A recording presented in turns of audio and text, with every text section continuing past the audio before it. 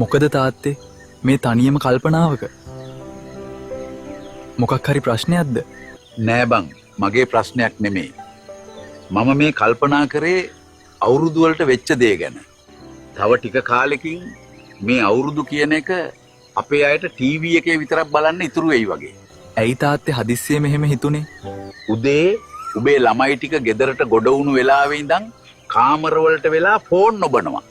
ගමේ ඇවිදින්න යන්නවත්, අවුරුදු උත්සවයක් බලන්න යන්නවත්, කැටයක් ගහන්නවත් උන්ට උනන්දුවක් නැහැනේ බං. අඩුම තරමේ අර මිදුලේ මං උන් වෙනුවෙම බැඳපු ඔන්චිල්ලව පදින්නවත් ඇහුවේ නැහැ. දැන් කාලේ හැටි ඔහොමයි කියලා හිත හදාගන්නව හැරෙන්න ඔයා දැන් වෙනස් කරන්න පුළුවන් දේවල් නෙමෙයිනේ. ඔහොම අතාරින්න එපා බං. උන්ගේ ලෝකේ උබලා හිතන තරම් ඉස්සරහට ලස්සන වෙන්නේ නැහැ.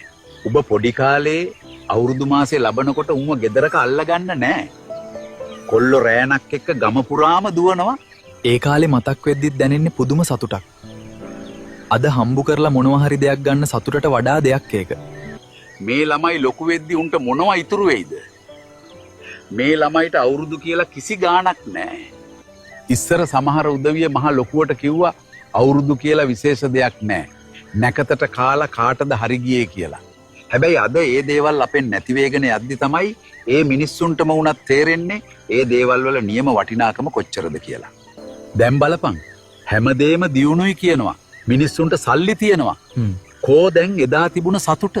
දැන් ඔය හම්බ කරන සල්ලි වලට ඒ කාලේ අවුරුද්දට අපේ හිතවල තිබුණු ඒ සතුට ගන්න පුළුවන්ද?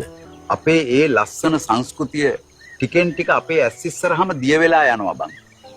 මේවා තමයි බලන් ඉන්න බැරි. අපි හැමදාම අපිට තියෙන වටිනාම දේවල් නැති කරගෙන පස්සේ දුක් වෙන જાතියක් නේ. මේවා නැති වෙන්න දෙන්න එපා බං.